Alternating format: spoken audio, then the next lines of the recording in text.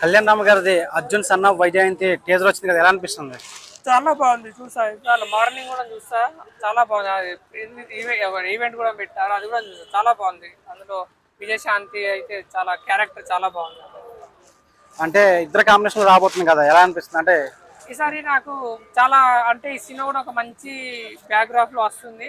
ఈ సినిమా కూడా ఒక మంచి హిట్ అయితే అనుకుంటున్నాను. ఎందుకంటే ఆమె క్యారెక్టర్ అసలు పోలీస్ క్యారెక్టర్ అసలు చాలా బాగుంది. ఎందుకంటే ఆమెకు ఆ డ్రెస్ కూడా చాలా కరెక్ట్ సూట్ అయింది అన్నట్టు. అసలు అప్పుడు చూసాం మనం కర్తవ్య మూవీ అంత ఎంత స్టిఫ్ గా ఉందో, ఇప్పుడు అంటే అలాంటి గెటప్ అలాంటి కాస్ట్యూమ్స్ ఈ మూవీలో చాలా బాగుంది. సేమ్ దానికి తగ్గట్టు ఉంది. అంటే బింబిసార్ తర్వాత ఆయనకు సరైన సినిమా పడలేదు. 2 సినిమాలు వచ్చినాయి కానీ అంబిగో సినిమా ఒకటి, ఇంకోటి ఏమో డివిల్ సినిమా ఒకటి సరిగ్గా ఆడలేదు. ఈ సినిమా ఆడుతుంది అంటారా? ఈ సినిమా పక్క 100% ఆడతాను. ఎందుకంటే చాలా మంది మూవీకి ప్లస్ పాయింట్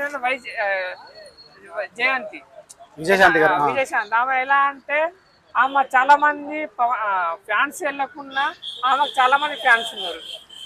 ఆమె ఏ మూవీలో చేసినా కూడా ఆమెది ఒక సపరేట్ రోల్ ఉంటుంది. బట్ ఆమెను చూడడానికైనా చాలా మంది వెళ్తారు. ఇప్పుడు మన కన్నప్ప మూవీ చూసుకుంటే చాలా మంది ఇప్పుడు మంచి మనోజు కాకుండా ప్రభాస్ కోసం చాలా మంది వెళ్తారు కదా.